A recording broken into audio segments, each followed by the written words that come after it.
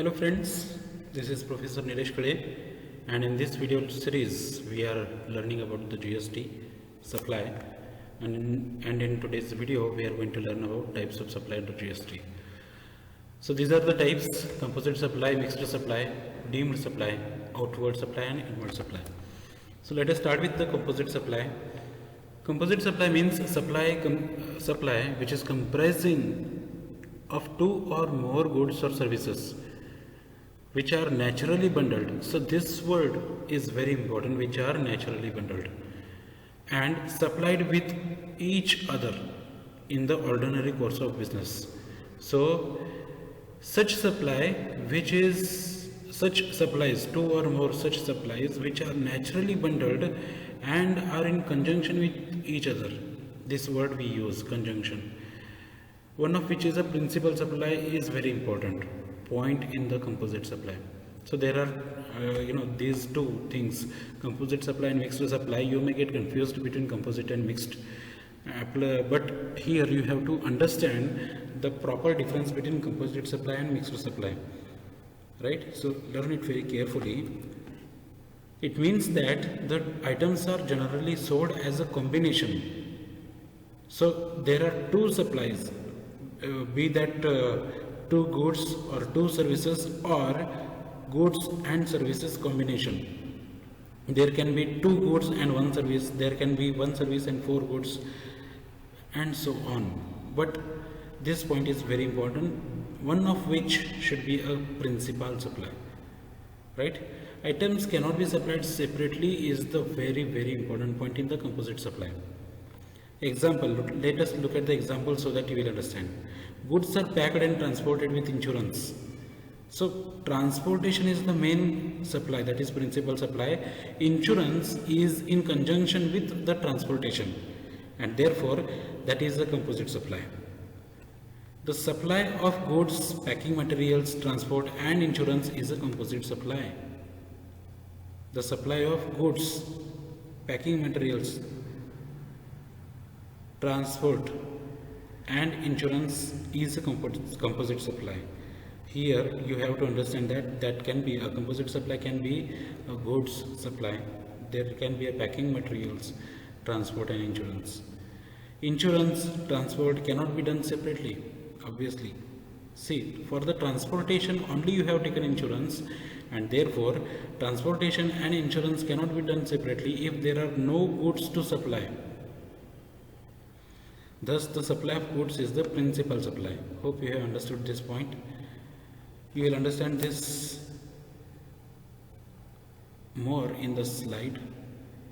A supply of goods and or services which will be treated as a composite supply if it fulfills the following criteria. So these are the three criteria on which you can consider that it is a composite supply. Supply of two or more goods or services together, and it is a natural bundle. That is, goods or services are usually provided together in the normal course of business. In the normal course they are given together and they cannot be separated. So these three things, these 3 points must be satisfied. All these 3 points must be satisfied in order to call any supply as a composite supply. The tax rate of the principal supply will apply on the entire supply. Look at this point. The tax rate of the principal supply will apply on the entire supply. There is a image we will see on the next slide. There you will understand. If there is no principal supply, then it consists of supply which attracts higher rate of tax or the highest rate of tax. So if there is no any principal supply, then highest rate of tax, this will be considered as a mixed supply, not composite supply, where no principal supply is there. Hope you have understood this point.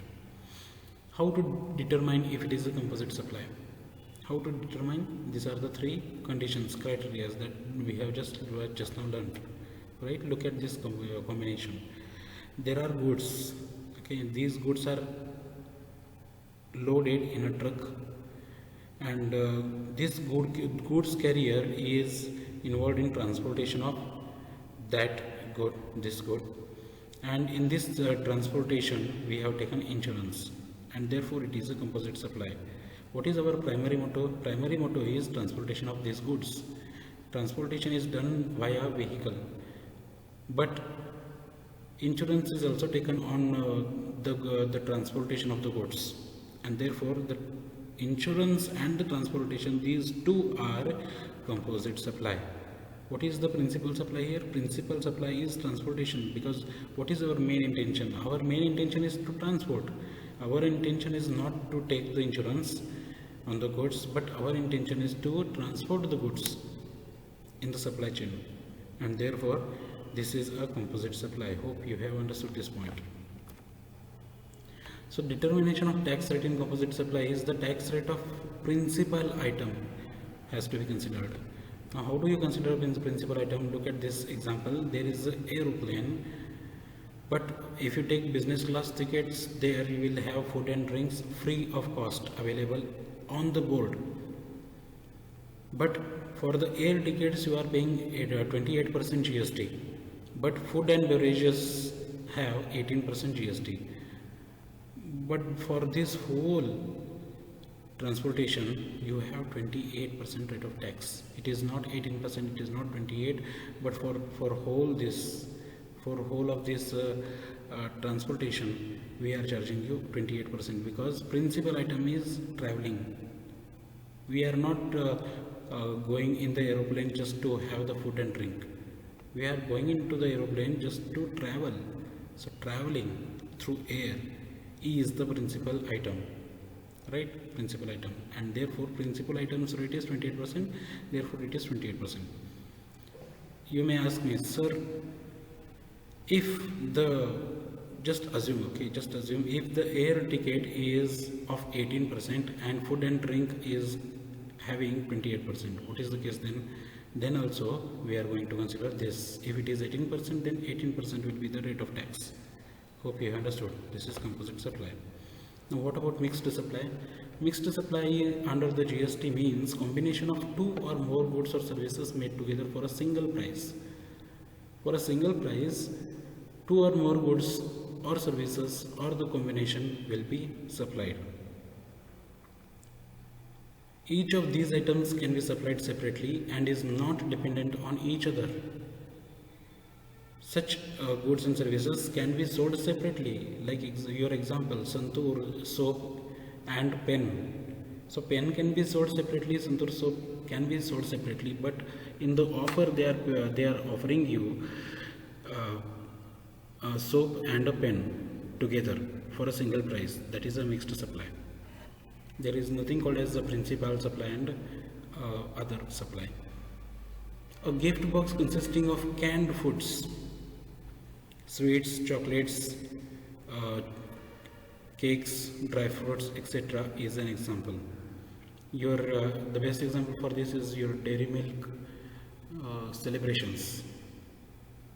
Or if you go to some other places where you are purchasing a bucket of food, so for the bucket of food, whatever you are purchasing, all can be sold separately, which includes sweets, chocolates, cakes and dry fruits and some other canned foods. Then also it is called as mixed supply. Look at this example. We have a tie, watch, wallet and a pen. This is a mixed supply because watch can be sold separately, wallet can be sold separately, pen can be sold separately, but if it is a combination of all these and if it is sold for a single price, then that is called as mixed supply. Now can you tell me what is the principal supply here? There is no principal supply. You cannot call this pen as a principal supply and all these three are just following. No. Hope you have understood this point. Mixed supply under GST. A mixed supply will have the tax rate of the item which has the highest rate of tax. If you go to the previous slide here, if this watch has 28% rate of tax, then whole of these will be having 28% rate of tax. Tax rates are separate for each of such goods. Look at this example. This this namkin or kurkure or lace packet, whatever it is it has 12% rate of tax, cake has 18%, and coke has 28% rate of tax. Now how will you charge for this combination? Look at this tray. Okay, this is a combination of food. Now how will you charge this? It is obviously 28% because highest rate in the mixed supply, right? So these are the differences between composite supply and mixed supply. Understanding is very essential. Please learn it properly. In composite supply, 2 or more taxable supplies are there. In mixed supply also 2 or more taxable supplies are there. All are naturally bundled, but here supplied in conjunction with each other. Just to have additional goods sold or additionally services sold, mixed supply is made. Taxed as per principal supply in the composite supply, but here in the mixed supply taxed as per the highest rate. Right? Hope this is understood. Oh, Akshay Kumar. Now what do you have to do is you just have to go with this example and understand whether it is a mixed supply or composite supply. Combo pack of popcorn cake, popcorn coke and ice creams given at cinema halls. See, popcorn can be sold separately, coke can be sold separately, ice cream can be sold separately. There is no principal supply, therefore it is mixed supply. This is how you have to answer it. So meals given in railways where ticket charges include price of meals. Say ticket charge means they are charging you as one, and in railways it means you are traveling. Meals are given in the railways. See, you are not going in the railways just to have the meals. Obviously you are going in the railways to travel. So transportation is the principal supply, and therefore meals will be a composite supply. Hope you have understood. Similarly, you pause this video and answer for each of these things and check yourself if it is composite supply or mixed supply. If you have any question, please comment below so that you will be answered properly, right? So pause this video, try to answer all others.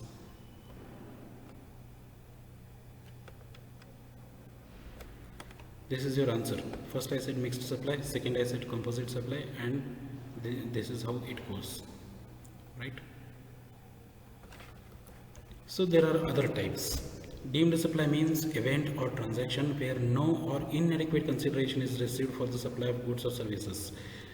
Example: barter, permanent transfer, disposal, supply between principal and agent are considered as deemed supply. If you have still not understood, I will repeat it again. Deemed supply means event or transaction where no or inadequate consideration is received. It means there is a supply where consideration is not received.